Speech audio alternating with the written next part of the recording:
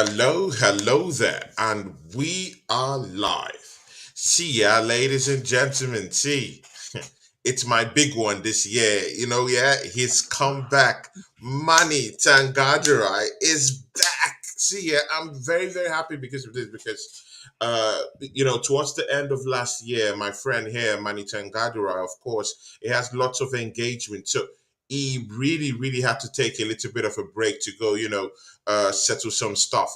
But you know what? Yeah, I've brought him out of that retirement. He's back here, guys. Yeah. See, Mani Thangadurai, happy New Year to you, my brother. Yeah, wish you the same. Happy New Year to you. I hope your Christmas was wonderful. And listen, you didn't Mm, really bring me out, as it were. It was always my plan to come back near the end of this week, and I'm glad I yeah. did because the timing's good. We have a derby weekend. One derby's over Mm, and done with. The second one will be the real gravy for you and me. And you know that I've always played the bad cop to your good cop, saying that we shouldn't really get too far ahead. But I'll tell you what. mm, I am cautiously optimistic that we will pull out the win. 8 points clear of a Manchester City side that are cracking at the seams and showing how vulnerable they are. And mm, I'm not going to tempt fate by saying that we will end up beating them because a lot of these teams, mind you, have a very nasty knack of raising their game against us. But when it comes to mm. Tottenham, it was our old coach who did us a big favor. Can our new coach take advantage of that? We will have to see. Ladies and gentlemen, Mani Thangadurai. Brother, you're welcome back to the show, man. See, Good to be Mani, back. Cheers. there's a whole lot of things me and you, yeah, are to talk about. A whole lot. But you know what, yeah? Let's leave the hostilities first behind for later in the show because there's a lot of things me and you have to get off our chest. It has to do with one certain signing that Arsenal haven't been able to close. And of course, I'm now hearing that other people have closed the deal right now. I'm talking of Chelsea Football Club, and that's in this deal for Mudryk from Shakhtar Donetsk. We'll leave that until later in the show. But you know what? Yeah, today I did a watch along for the Manchester Derby today. And now in that Manchester Derby, of course, Manchester United were home at Old Trafford, in front of their lovely fans today, in front of one of the most legendary coach ever to ever coach Manchester United, and of which one of their most tremendous and blossomed season ever was overseen. I'm talking of no other president, Alex Ferguson. Today, in front of the Sir Alex Ferguson stand, Manchester United were able to pull 2-1 winners in that match today, in the crunch match in the Manchester Derby. See, it ended 2-1. What's your take on that match and what's your thought process? And where does this put Arsenal on that pedestal for the title run in the second Well, half of the season? Well, let me make something very clear. I have to say right now that seeing some of City's performances, they've actually been pretty diabolical of late. And here's the issue: I actually believe that some of those poor performances and the defeats that they've suffered, including the pre-World Cup home debacle at home to Brentford, was Hmm. those are the types of defeats actually which have seen the team take a huge knock in terms of confidence. And I think it's very easy to say, well, City are a champion team. They will find a way to bounce back from this. And I still believe with some reason that they do have an ability to raise their game when it matters. But this actually, mind you, was an opportunity for them to really make sure they raised their game. For about an Yeah. hour or so, they couldn't really offer too much in terms of chances. City looked the much sharper side. Edison Moraes has basically been found out as a goalkeeper who, aside from his own distribution, is starting to fade a little bit as a Hmm. goalkeeper. I mean, Hmm. he was considered to be an improvement on Claudio Bravo in terms of his shot stopping and the distribution with the ball at his feet. But whenever he gets caught out of position and makes some of those dreadful errors, it is an absolutely nasty sight to see. It's a And stinker, right? you bet, you bet, you bet. And, City had their chance to really show how good they were when they brought Super Jackie Grealish off the bench. And a little note to Gareth Southgate, if you're watching this, if you want your super sub to make a super impact, you do not bring him on with either 5 minutes left or even seconds left at the end of the match. What you were thinking by doing that, I have no idea. And how you ended up keeping the England job, shame on the FA. But anyway, leave them alone. I don't care. It's back to the Premiership. Grealish is one of those players, Tony, who I actually do like quite a lot because he has this ability. I mean, he reminds me in many ways of these super sub-like players. David Fairclough from Liverpool being a case in point, and I'm sure Johnny Moore from the Glasgow Red talks will probably agree with me on that. Although I think Fairclough might have been before his time. I'm not too sure. Yeah. Yeah. Fairclough's own unpredictability kept him out of the starting lineup for a long time, but because of his talent and his ability, his knack of being able to make something out of a lost cause, he'd always Mm. be brought on, with minutes to go as a super sub. He was outstanding in, I believe it was 1978 European Cup quarterfinal against Saint-Etienne when Liverpool needed a third goal to win that tie 3-2 on aggregate because Saint-Etienne had an away goal. He scored that. They went through. They went on to win, beating Zurich in the semi-final and Mönchengladbach in the final. But every member of that side knew that David Fairclough was the man to thank. In the same way, when Grealish came on, he was able to get into the gaps and find some space. He worked best when he probably seems to work best when he has so little time to make an impact. And of course, when he rose to head the ball past David De Gea, it was another example of how he was able to prove himself. And he gets a lot Mm. of stick for his transfer pricing, 100 million quid for what? But he has a knack of being able to produce. And I think under a better coach, I think it's also fair to say that maybe Guardiola is starting to show signs of having done his dash at City. And I don't see them winning the Champions League this season. So if they fail to win the Premiership and the Champions League, he might decide to walk. And that should be the honourable thing to do and maybe start Mm. a new era for Manchester City. So when Grealish scored, things looked really good. But the thing about City is that somehow, ironically, their defending this season, especially at some crucial moments, has been absolutely found wanting, for Mm. want of a better word. I don't want to be too scathing of them, but they deserve all the criticism they could get. Yeah. You'd think that people with the experience of Kyle Walker, Manuel Akanji, and so forth would be able to avoid ball watching and make sure that they don't make some silly mistakes. But, once Garnacho came on, the team looked really threatening.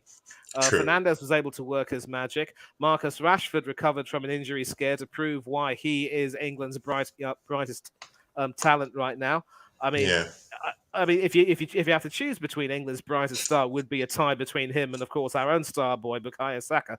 But I've always Mm. rated Rashford. He's been around the block for a long Yeah, I time. know. I know you've rated Rashford. You've talked right about him, but Yep. again, his inconsistencies and of course his work off the field sometimes do leave a lot to desire. I'm talking of his job, off the field with the charities and all that. Of course, it's for a good cause, but again, earlier in the season, I do I do have sympathy a little bit for the Manchester United faithfuls at times that came in, with big criticisms, of him.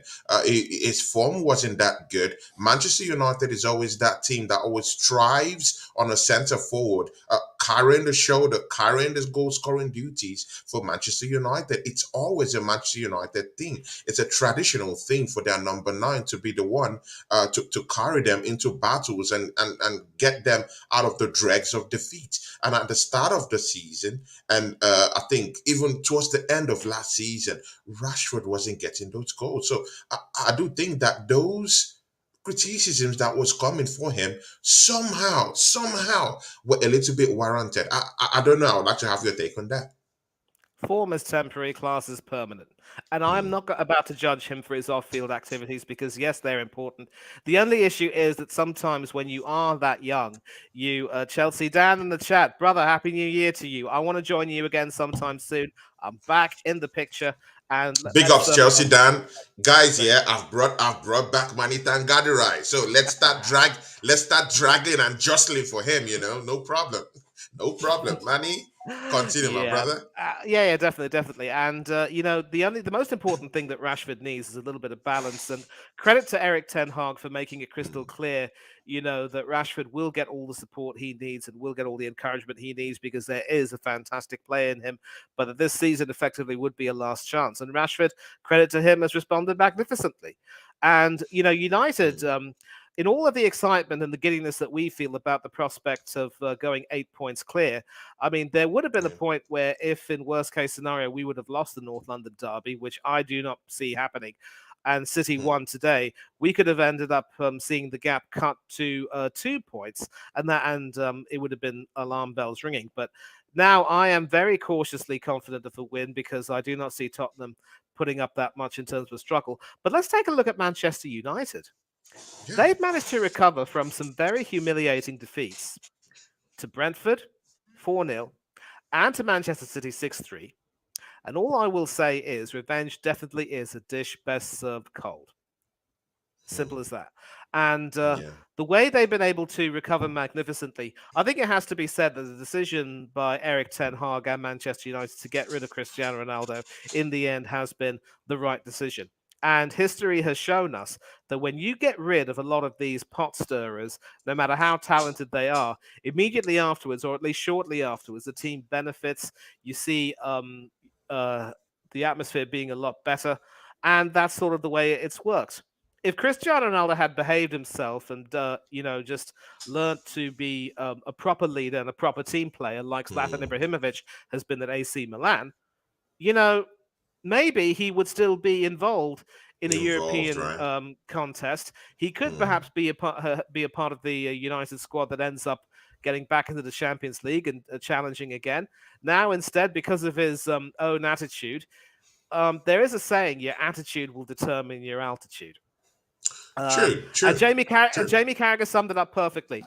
Cristiano Ronaldo gave an interview to Piers Morgan where he dreamed about joining the Champions League club and possibly winning the World Cup with a hat trick in the final, and he ended up joining Al Nassr.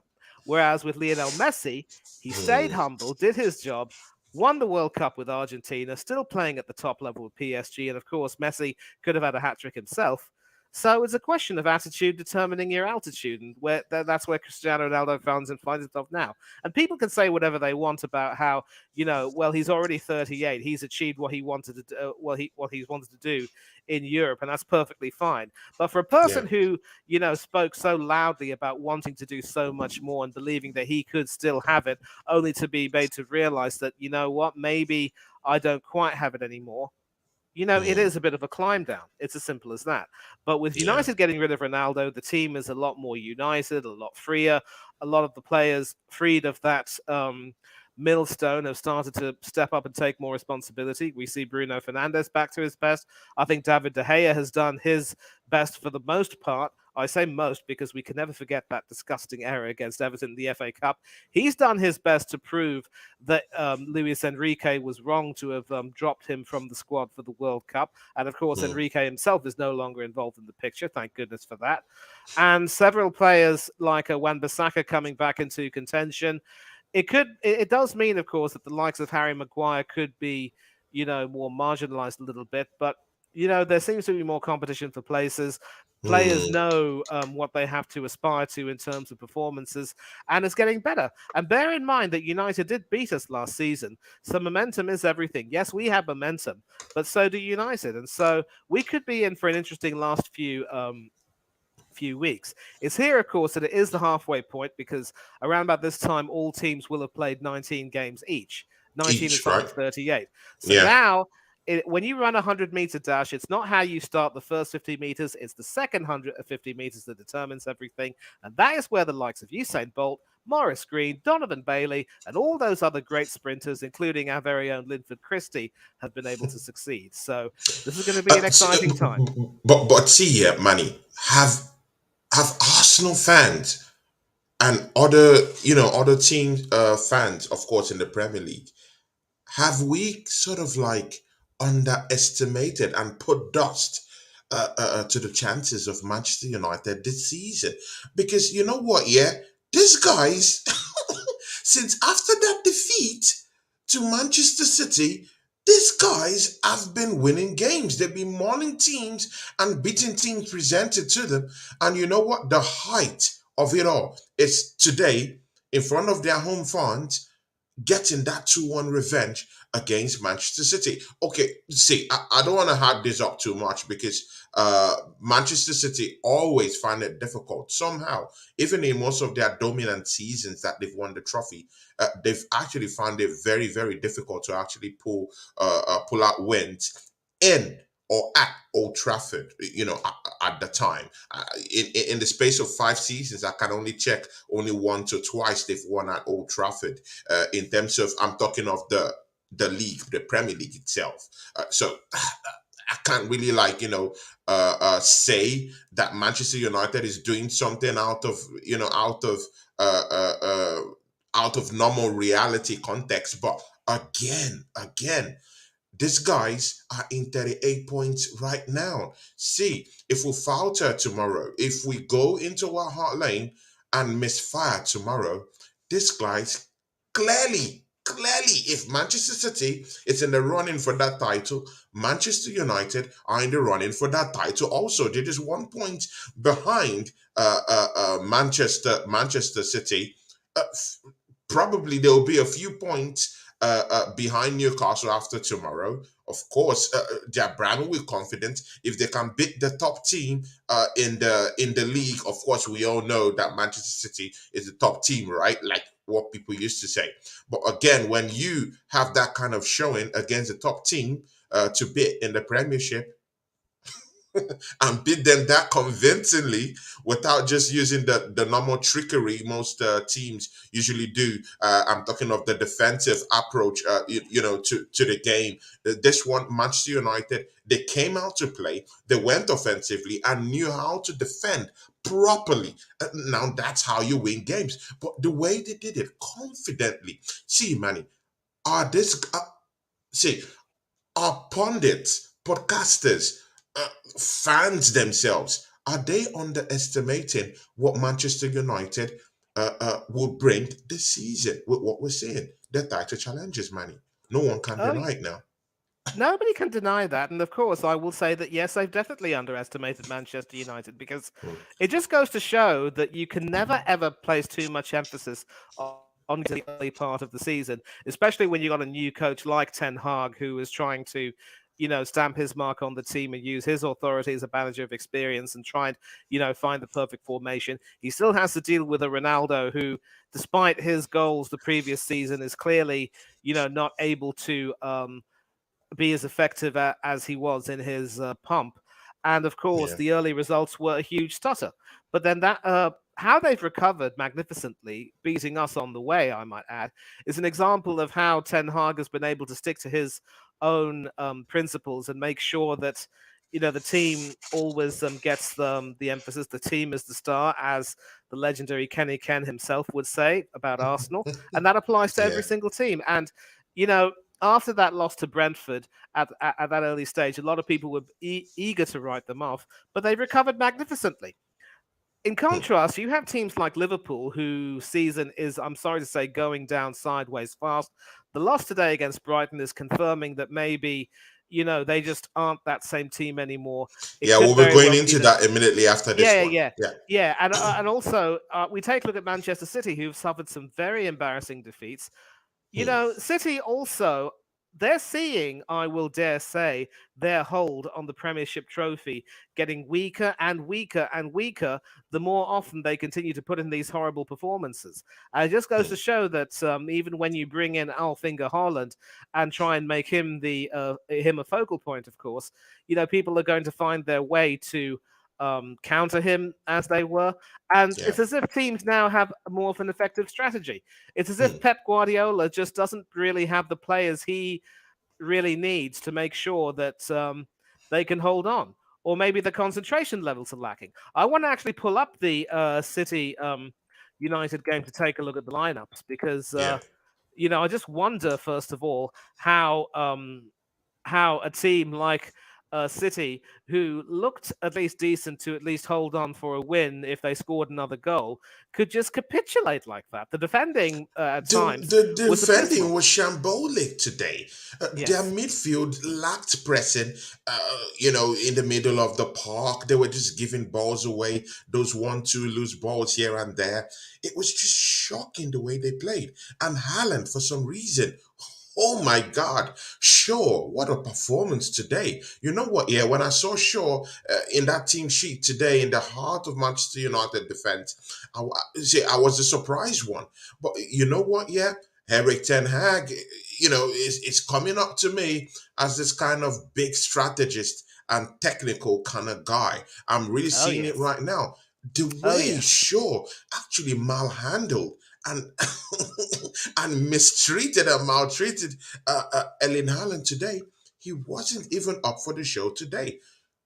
What a Yep. show by Luke Shaw today. I couldn't Yep. believe what I was seeing and the way they defended deep sometimes and they just actually stifle those little spaces, pocket spaces that Manchester City usually try to exploit and explore when they're coming in with lots of pressing. Of course, they play a very very tight presser kind of game, and for them to just stifle those type of passes coming from the left, coming from the right, even in the middle of the park. Manchester City found it very, very difficult. Yeah. Haaland was outbundled in that game today, Manny. He looked a shadow of Agreed. himself. Is that Ivan Drago that got himself to 20 goals in a rush this season, Manny? Yeah, I mean, like, well, if Holland is like an Ivan Drago, then I just wonder who the Rocky Balboa might be.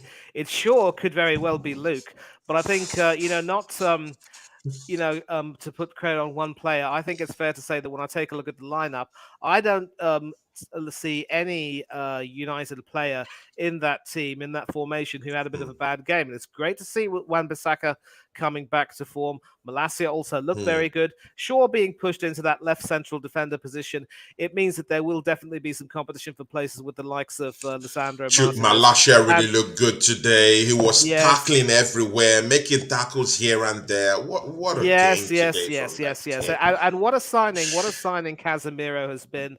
How he slotted into that team. Ericsson looked good today. Brought off, of course, for Garnacho. Marshall probably didn't have the best of games today, and he was yanked off for Anthony at half time, I think. But Hmm. again, going back to City, for instance, we're seeing a lot of signs that their midfield and their defense, which normally would be so reliable, is starting to crumble a great deal. Hmm. With a front line of Erling Haaland and Phil Foden, and of course Riyad Mahrez, maybe not so much, but still better than most. You know, Hmm. there was only one substitution made. He didn't give Julian Alvarez a game, and there Sure. was no sign of Ilkay Gundogan in the midfield. I don't know if Gundogan is trying to come back to fitness. Maybe that might be the case, but Hmm. earlier on in the defense, we saw the likes of Ruben Diaz have a bit of a poor season, and we haven't seen him in the squad ever since. But so Yeah. far, it's still chopping and changing with the center of defense. Manuel Akanji and Nathan Aki.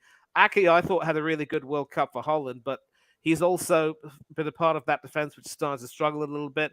Kyle Walker might be starting to show his age. How Cancelo might really not be, doing too much. So, Ruben and Diaz injured, Stones injured. oh That yeah, team yeah, is beginning to stretch. And that's what I was saying at the yep, start of the season. This Man City yep, were around him as as that big bad bully team.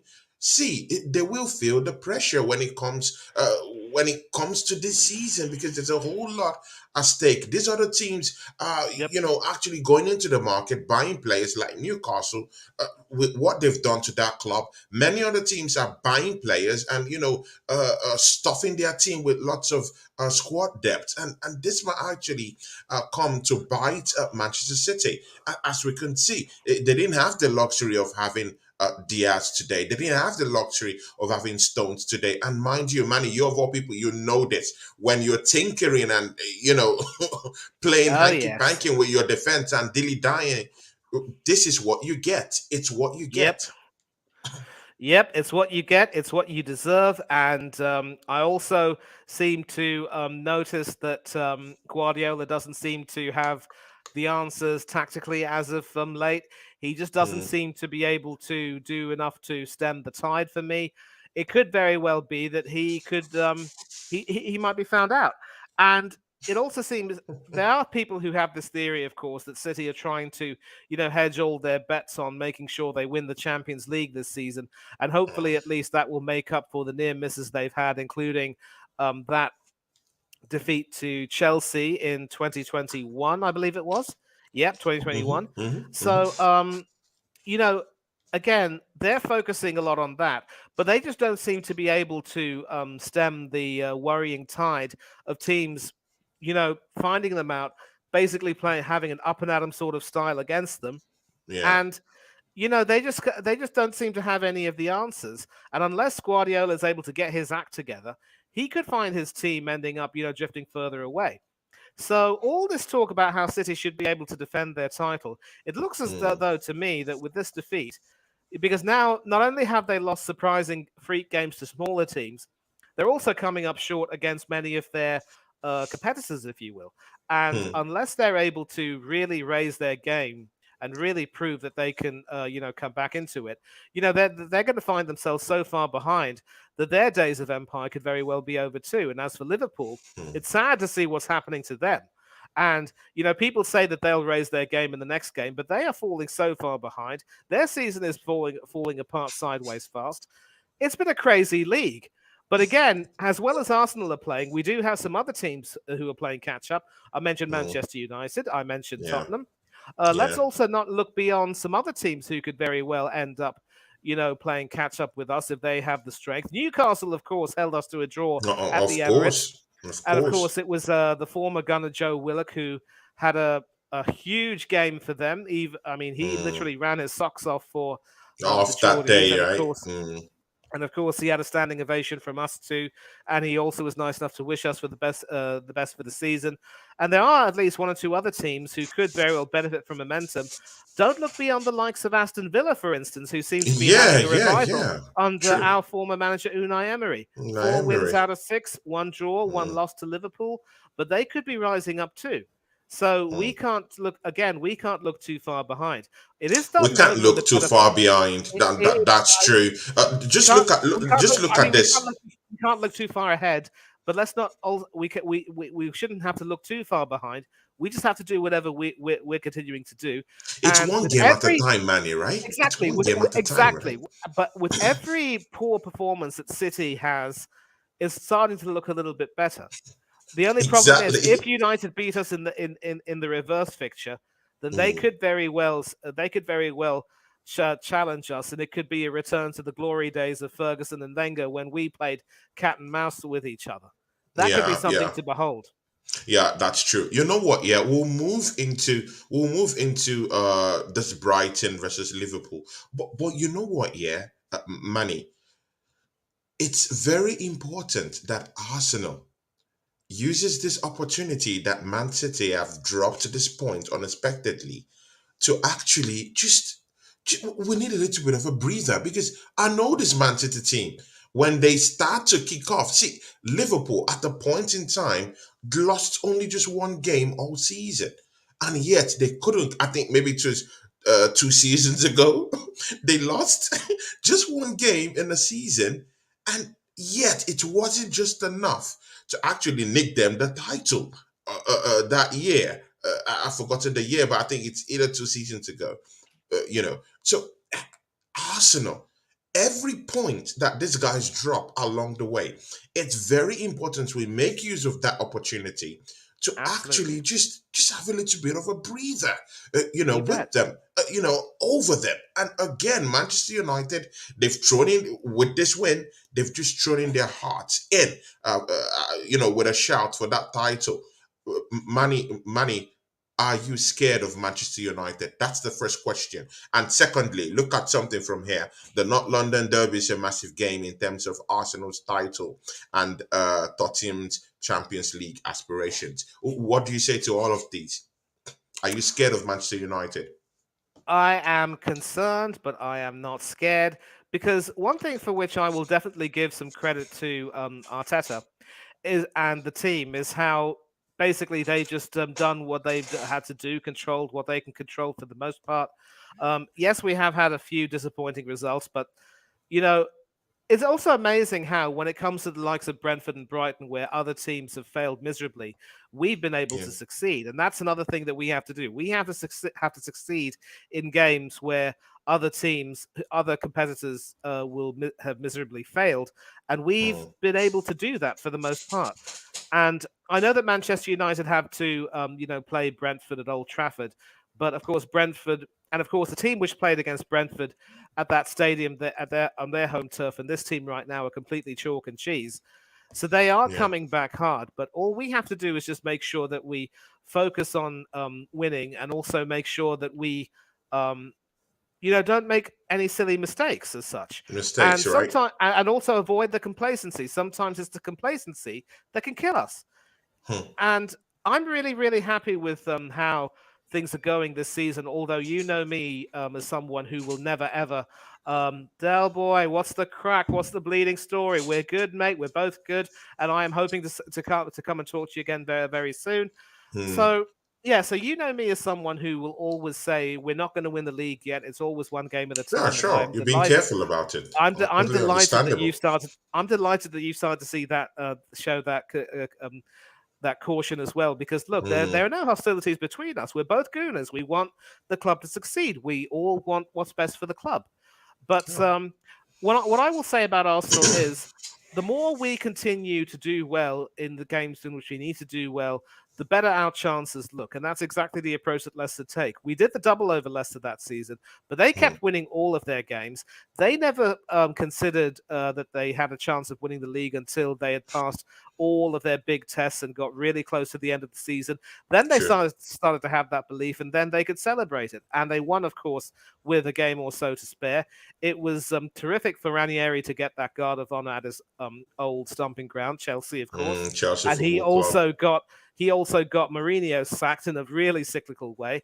So Yeah. in that way, that is the approach that we need to adopt, and that is what we can learn. We cannot get ourselves too carried away.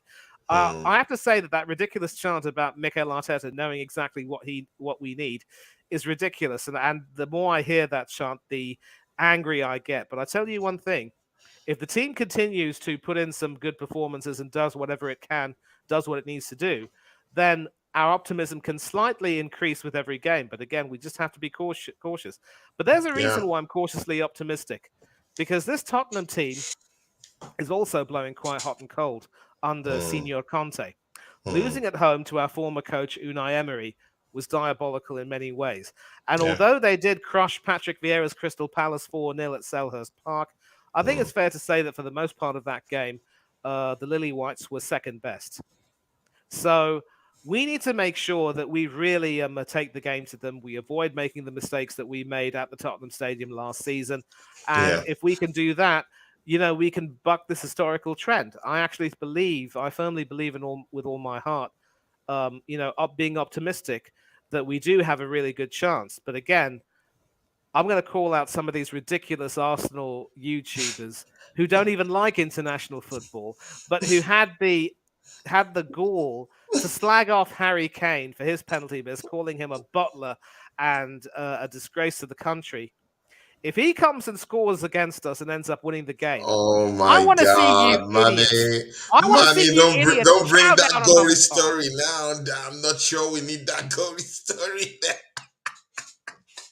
See, Manny, we need points. See, we need points. No matter how you look at it, we need points in White Hart Lane tomorrow. We need to do it.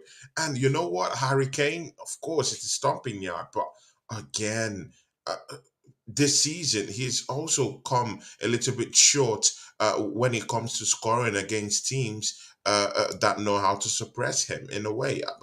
I don't know. They've had quite a good output this season in terms of goals scored, 37 goals. But are they that team that actually have the balance, the right balance in most of their games this season? I think the jury's out on that one because they've put in a whooping 37 goals into the net this season. But do you know what? This is where the balance strikes. They've also shipped in a whooping 25 goals this season. Now, Manny, let that sink in. 25 goals in just 18 matches. They're out of the top four. You know what? Yeah, because I'm a little bit of a technical statistics kind of guy in a way. I kind of like it in a way. But you know what? Yeah, I would fetter this and push you to something you need to know. That equals the tally what Wolves have actually gotten this season. They're two. They've actually conceded two less than Wolves, who is in a dogged relegation battle this season. So what does that show you? They don't have that balance like Arsenal does have. Arsenal have shipped in 40 goals this season. Have shipped in 40 goals this season, and they are the second best defensive side this season. You can't take it away from Arsenal. This season, somehow, we've had that balance, of course, offensively and definitely defensively. Many other seasons, we've thrown away our defensive mechanism and our technical know how when it comes to defending properly and just gone offensive. But this season, we're doing it quite right. You balance it up all together. Tottenham Hotspurs have not been doing that. And mind you, of course, you do know this. In the first 10, 15, 20 minutes of every game for the last four games, Tottenham Hotspurs have actually conceded. See, Manny, it's no big news. In the first 10, 15 minutes, it's the best time to actually hit Tottenham Hotspurs where it hurts. But where I have a problem with this Tottenham Hotspur gory story that they're painting everywhere is that in as much as they're very, very lackadaisical when it comes to the first 10, 15, 20 minutes of every game, or let me just put it here, right? In the first half of every games, in the second half of most games, they come out smoking. We can't take that away from them. Hurricane looks very, very much dangerous. And mind you, if they, for some reason, bring back Kulusevski and Bentancur back into the fray, it might be something different. And again, Kulusevski, imagine those roaring fans in One Hart Lane, roaring and Gordon and, just bringing in Kulusevski and Bentancur into that game. It might spell doom for Arsenal tomorrow. But again, I want to be the positive guy. I want to be, the hero. I hate being the villain in most things, but Manny, you have to you have to look at this. Maybe with a little bit of a tunnel vision, but still, Arsenal needs to get those points, those precious points, from One Hart Lane tomorrow. If not, what Manchester United have just done for Arsenal in terms of truncating that run that, of course, we do or might perceive from Manchester City, it would be all for nothing. Yeah, I wouldn't necessarily say all for nothing because, for what it's worth, we will still have a 5-point lead over Manchester City if we lose. God forbid, of course, touch wood. But listen, Mm, the reason why I just mentioned Harry Kane is because he's another type of person who knows how to raise his game against the Arsenal. His record against the Arsenal is, almost peerless, I would say. And sure. history has always been on the side of Tottenham for the last few seasons when it comes to playing against us on their home turf. But Yeah, you true. need to remember, I said I was cautiously confident because we've got the bit between our teeth while Spurs are looking really, really inconsistent. All the stuff you said about how they've conceded more than a few goals, defensively, they don't have that balance. And that segues back to an earlier question you had. I don't see them having that balance at all. I know that Mm, Christian Romero has had a more than decent World Cup. I mean, obviously he was Lionel Scaloni, one of Lionel Scaloni's starting centre backs, along with yeah. Otamendi. I mean, obviously they Mm, had some many good moments together, but there were some moments when I thought they looked a little bit sloppy at times, particularly Otamendi. I mean, it was he who conceded that first penalty, which Kylian Mbappe scored, and then of course the floodgates opened. But back to Romero, he could potentially have a bit of a role to play, but will they continue to stick with the likes of Emerson Royale and Eric Dyer and a few others? I just think that there are so many players in their team, mm, particularly in the defense and the defensive midfield side of things, who don't really lend that much in terms of balance to the team. Whereas when it comes to an attacking midfield, and certainly the attack in question, in as much as mm, they depend a bit too much on Heung-min Son and Harry Kane, they do have some pretty good players. Ivan Perisic had a terrific World Cup for true. Croatia. And you mentioned the likes of Kulusevski and Bentancur who can come back in.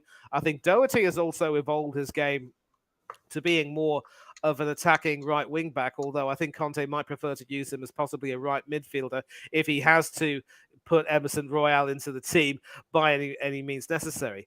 And as for Hugo Lloris, well, he made the right call in retiring from international duty because, as good a shot stopper as he is, he's made some dreadful blunders in this season for Tottenham. And Yeah. I would definitely go so far to say that, this could very well be one of the last few seasons he has with the club. They've got an Hmm. excellent deputy in Fraser Forster, who's won caps for England. Why Yeah. he hasn't been given more minutes and why he doesn't get more chances, I don't know. I think he could actually end up, being being some really serious competition for that Hmm. number one jersey, and especially with Lloris certainly expecting to retire maybe in the next 2 or 3 seasons. Yeah. Lloris, I think it may even be sooner because Lloris is certainly, He's already showing. retired for the French team. He's a Yes, he has. retiree right He now for the has. French team. He has. He has. He Hmm. has. And Yeah. they've got a good replacement in Mike Maignan from AC Milan, who should be Yeah. coming back to fitness. I think Steve Hmm. Mandanda won't play for them anymore. Areola is, Hmm. a reserve with West Ham. But anyway, Tottenham have problems. Okay.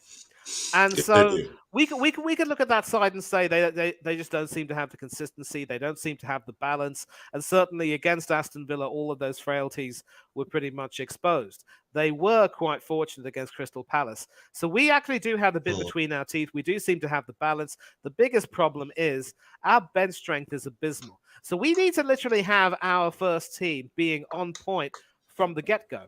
And I'm not going to sit around and say that we've actually got a dream team of players because there are quite a few, deficiencies with one or two of our players that I can definitely point out right now. Certainly, Ramsdale, for all of his shot stopping ability and distribution, is pretty poor on one-on-one situations, and his decision making has been found wanting at times. He needs to improve. Saliba starts to make a few mistakes. Yeah. But again, Odegaard has also come back into form at a really good time. It is good to see Eddie Nketiah doing quite well, but this is also going to be a game where he will be expected to, step up and deliver. And if he doesn't deliver, then obviously his record dictates that he should continue to start because he has been scoring in every game. But questions will still be asked. But I think on the balance of things, I am cautiously quite confident that Arsenal should be able to pick up the 3 points. 1 point won't necessarily be a disaster. It will increase it to 6, which means that even if we Hmm. lose both games to Manchester City, we will tie with them. We will still But again, tie with. Yeah, yeah, exactly. yeah, but again, the ball is in our court right now, and as long as we keep running with it, we should be fine. It's just that the Hmm. way business is being done in terms of bolstering the squad, getting players to come in, it's absolutely abysmal, and it's something which I absolutely hate. But that's a debate for another question. And Yeah. if you take a look in the private chat, I've told you something. But yeah, so we'll continue. Let's continue. Yeah, we'll continue. You know what? Yeah, of course, it's just good we got into a little bit of that not London derby, but I want to take you back to this Brighton game. See, Brighton 3, Liverpool nil. See, Manny, of course, me and you will still have the chance to talk about this Mudryk transfer that seems to be going Chelsea's way right now. But Brighton beating Liverpool 3 goals to nil. Manny, what's your own quick take on this? Shocking defeat at Brighton to a place where Arsenal had such joys. There are more than a few players in that Liverpool team who I can confidently say have pretty much done their dash with the club. I'm looking at the likes of Alex Oxlade-Chamberlain, our former gunner, who was Hmm. surprisingly given a start today. I think Klopp Hmm. feels as though he hasn't really been good to the Ox in terms of game management and so forth. But I Hmm. think he looks off the pace. Joe Gomez, whenever he's come on in the center of defense, has not really been able to step up to the plate. Certainly, someone like Jordan Henderson is on his last legs at the club. We could very well see that the likes of Bobby Firmino, who didn't play today, maybe someone like a Thiago Alcantara and a Fabinho could also be on their way out. Salah's starting to show a lot of weariness. So what you see here is the end of a cycle in a way where several players who have starred for so many seasons are starting to show a little bit of creakiness and weariness. And it's even disconcerting to see Alison Becker, a goalkeeper who I rate personally, looking quite shaky in many ways. So there needs to be a huge squad, a bit of a squad overhaul, because I do like the way they play. But I think they're also starting to show signs that they may be loosening their hold on the top four. And I think they will look to try and, just get into Europe any which way. Maybe it'll be in the Conference Yeah. League or even the Europa League. And then, cull some players and have a rebuild. And it's sad that a guy like Cody Gakpo, who starred for Netherlands in Qatar, has come into this team of all teams and is now finding it a bit of a struggle. So, I mean, Schadenfreude aside, I would have loved the likes of Gakpo and, of course, Mudryk at our club. And, Hmm. to see them struggle would not really be good. But maybe Yeah. these are the types of clubs, if they're run well enough, can certainly overcome any issues. And as for Brighton, well, under De Zerbi, they are deservedly winning points, earning plaudits. Alexis McAllister continuing his great World Cup It's form. great Never, form. never ever underestimate what that World Cup does for a guy like him and how pivotal he can Mm, become. They've recovered mm, brilliantly from losing Cucurella and Ben White, of course, and yeah. of course Malpe, and they've managed to build a team which is continuing to do well. Welbeck as well, our former gunner, coming on as a sub and scoring in the 66th. I mean, he came on in the 66th minute and scored Yeah, in the 66th late minute. on, Yeah. and he scored in the 81st minute. So they're certainly Mm, looking like a team that can challenge for Europe as well if they can maintain the consistency in their performances. They just exactly. seem to come unstuck against teams lower than them. But I think in his first season and the way he's been able to steady the ship Steady after the losing Graham ship. Potter, Yeah. Exactly. De Zerbi Mm. deserves all the credit he can get. Yeah, yeah, definitely. And mind you, there's also one topic we didn't talk about in that Brighton match. It, of course, it's the absence of one guy that you do know, a certain Belgian called Leandro. Leandro. Can you remember his surname? Trossard. You got Trossard, that of right. course. You got that right, Manny. Mr. See, he was Trossard, who doesn't know? he was missing. He was missing from today's game. Of course, I heard he's in Belgium. He had a little bit of a bust up with De Zerbi. But again, let's put that all aside. His representatives came out yesterday and said, you know what, our client isn't going to sign a new contract for Brighton, isn't going to play for Brighton, and again, opt out from playing for Brighton Football Club. He took a flight down to Belgium just yesterday morning. See, you know what? Yeah, with him leaving that team and with March scoring a goal today and other guys, giving their 1 or 2 cents, do you think Brighton are gonna miss Leandro Trossard at all? Well, it's a difficult question, Tony, because look, he has been really terrific earlier on the season, scoring some amazing goals, including, of course, at Anfield, I believe, Mm, and he certainly proved what an asset he is. But as well as he's played, he's obviously had more clubs interested in him, and maybe he feels as though he wants a new challenge as such. yeah. Um, I guess it's sort of a case. Brighton seems to have this knack of being a team where if one person decides that they don't want to stay and may not really see themselves being involved, and there will be some other players who will step up and make themselves counted. And a lot of those players seem Mm, to feel very privileged to play for a club like Brighton and Hove Albion or just play in the Premiership, and that's just the way it's proved. There's no question of ego. There's no question of uh,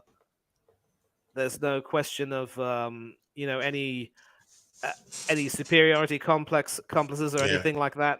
It's a Mm, question of the teams being willing to play for each other and enjoy playing under a manager who's got the spirit back. mm, It's terrific. And as for Trossard himself, where he ends up will be a mystery. With so many other players being signed left, right, and centre by the top clubs, could we possibly mm. go for him? Could we make a move for him? That could be something to be seen. But That could be given the something to way, be seen, right? yeah, but here's the thing: given the way Edu Gaspar has run his affairs so far, I don't know if I can feel truly It, confident. I it mean, doesn't inspire us, right? No. it doesn't inspire us. And you know what? Yeah, Manny, that takes us to our next topic. See, yeah, it's Mudryk. See, of course, you can see Chelsea dancing around, half naked in the charts and in the comment section. Of course, see, Come yeah. on, Tony. He's a family man. He won't do any of that nonsense. money. See, yeah, on my Instagram page, I follow transfers quite well. If you already know me by now, you will know I put out lots of information that deals with lots of transfers. See, yeah, money. How in God's name did Arsenal let this slip off our fingers? I thought we had our grasp. Uh, you know, over this transfer. Even when Chelsea came to meddle into the waters, they were met with such kind of like strong convictions from Mudryk at first. He rebuffed them. He posted lots of Mikelarteta memes here and there. Saying he's a good coach. Twerking for Arsenal, wanting to come, posting his undying love for Arsenal Football Club all up on social media. See, this is what actually makes people believe less in people and believe less in dreams. But see, what's your stand with this Mikhailo Modric thing? I'm not so upset with the loss of Mikhailo Mudryk because I'll tell you one thing: with Donetsk asking for as much money as they did, it was a case of them taking the Mickey, or in this case, taking the Mikhailo. And many have been the people who've raved over Mudryk's talent, and certainly we've seen him perform in the Champions League. We've seen him perform for the Ukraine in these recent World Cup qualifiers, and I see Davis in the chat buzzing, of course, after that Derby success. Only played Yeah, one of game. course. He's another. Yeah, It's yeah, part yeah, of the Matrix. Just dancing. yeah, It's yeah, part of yeah, the yeah, David. You're part of the yeah. Matrix. Yeah, I Yeah. get that. I get that. I get that. I think a lot of people. I think when it comes to the way we do our business, Edu just seems to bulk really at the top at offering more money, and a lot of Mm, people have said it perfectly. They're willing to offer that club in Brazil. I believe it was Sao Paulo. I think a little mm. a little sum of money, which could be considered a kickback in many ways, to get Marquinhos in and basically build that relationship. But they're not willing to shell out a little bit more money to try and get JoaoFelix on loan. And I would have been delighted with Felix because I thought he was outstanding for Portugal in this World Cup as well. And he certainly has shown. I mean, sending off aside, he has shown that he could be a good player in the Premiership, but obviously he will need to tone things down a little bit. And with Mudryk's talent, he could also very well be a bit of an asset, but the asking price was a bit too much. And again, with Gaspar doing the business, we just don't seem to be able to close things out. And we seem to bulk over the fee which is being asked of us. We don't seem to have the conviction to be able to um, really say that we want this player and we're really willing to go out for them. I think it's a case of basically saying, we do like him, but the money's a bit too much. Yeah. We're still thinking, and invariably we decide, what, we're going to stick with the squad we do. And we've seen this last season when we made that last minute pursuit of Douglas Luiz only to pull out of that deal, while Villa, in preparing to lose Douglas Luiz, brought two players into their team, Jan Bednarik and Leander Dendonka. I mean, what is it with us? I mean, if you decide that you want something, just go out and freaking get it. And if you really believe that a player will be what you want, move heaven and earth to get that thing.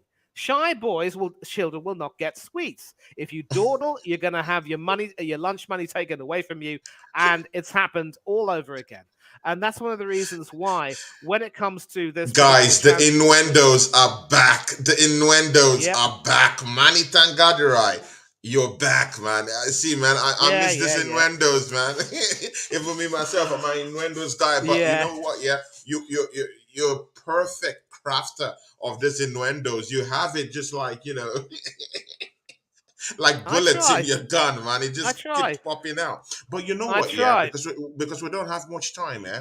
See, two managers I was looking up to today to come out with a big performance today.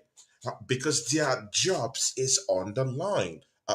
Money, and it's not the coaches than Frank Lampard and David Moyes today. I really wanted to see them come out smoking, all guns blazing today. Of course, someone started it like that when Onana opened scoring for Everton.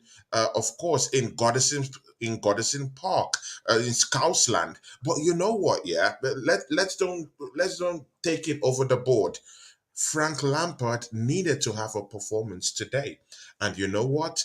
The guys from St Mary's, Southampton, came in and destroyed Goodison Park today.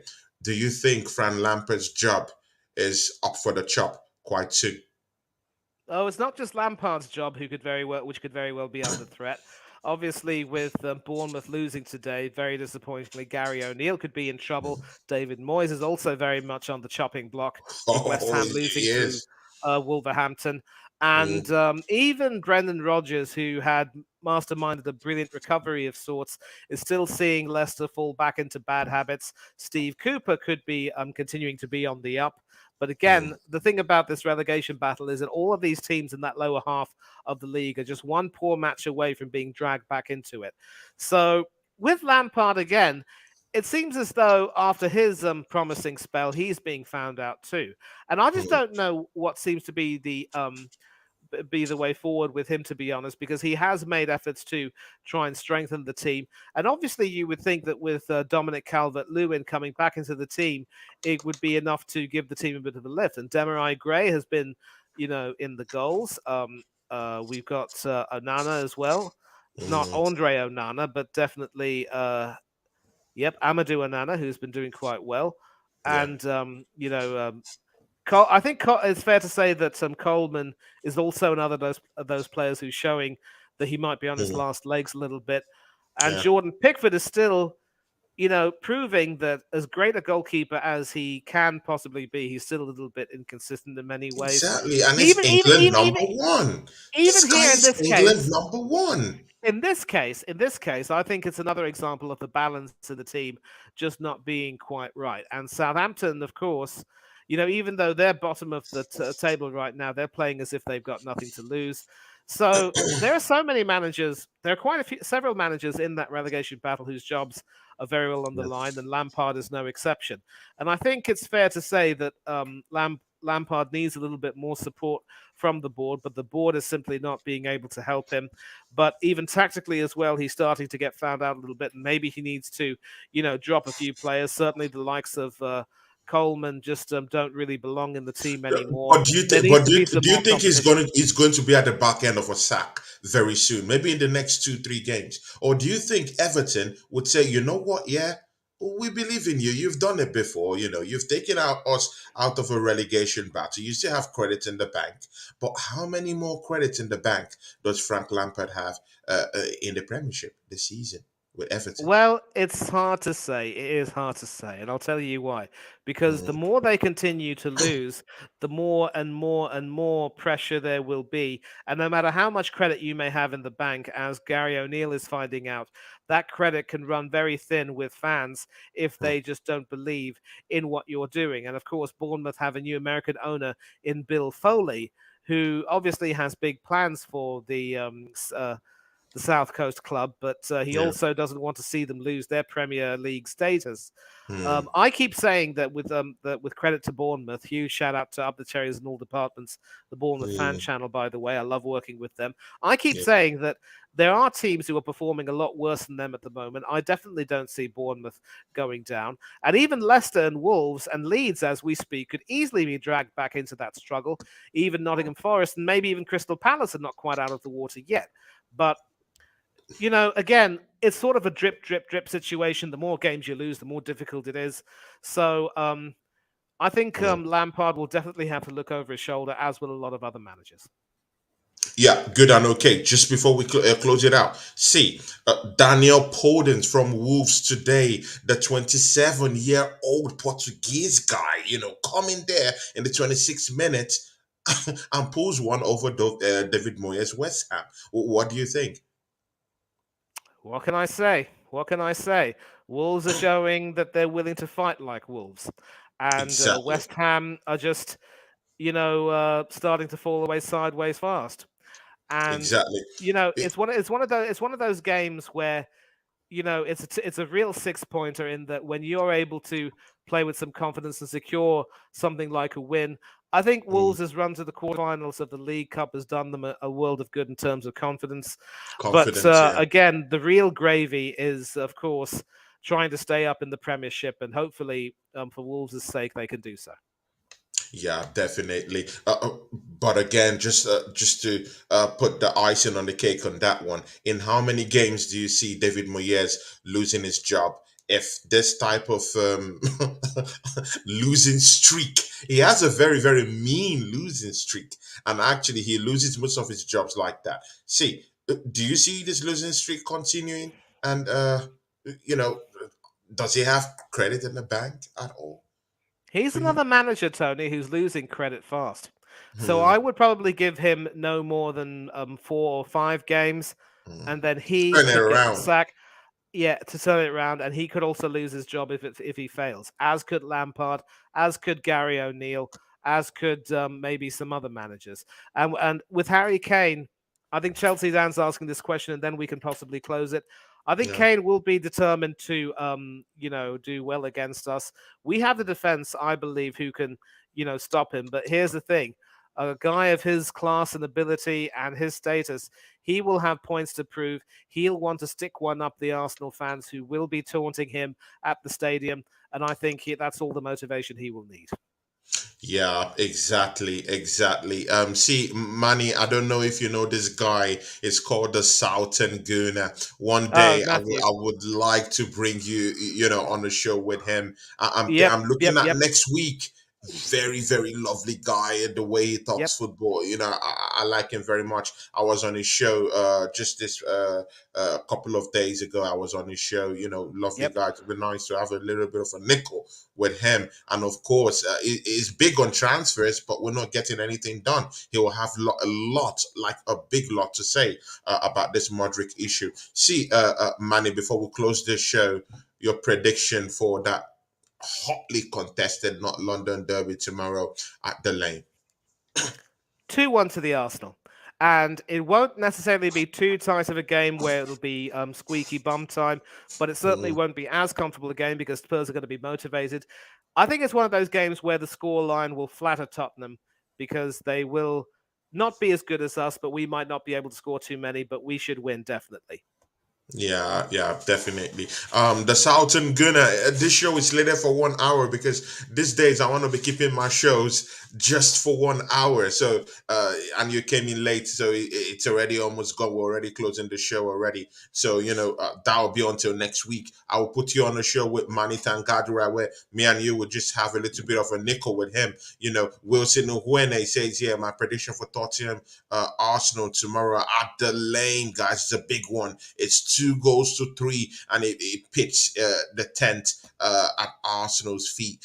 The Assembled says 1-0 to Arsenal will do. The Assemble, thank you. You've always followed me everywhere this season. Thank you, man. God bless you, man. Thanks for the support. Manitan Gadrai, close the show for us.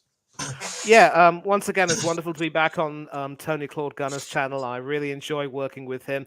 There are no hostilities between us. You see me play the bad policeman to his good policeman, but we both want Arsenal to succeed. And I'll tell you what, if Arsenal do win the league, I will be really happy.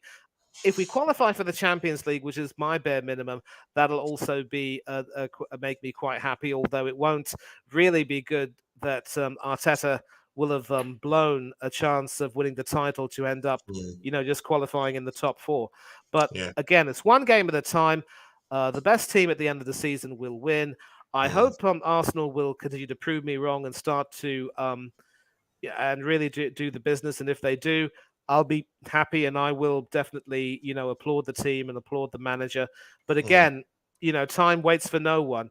You're only as good as your next game. You're only as good as your next season, and that's the way it works. So, big up yeah. to Tony once again. Thanks a lot for having me. Big up to everyone who's joined in the chat. I'm sorry I couldn't speak to all of you in person, but I know some of you personally. Terrific people. Love being here. Great to see you again.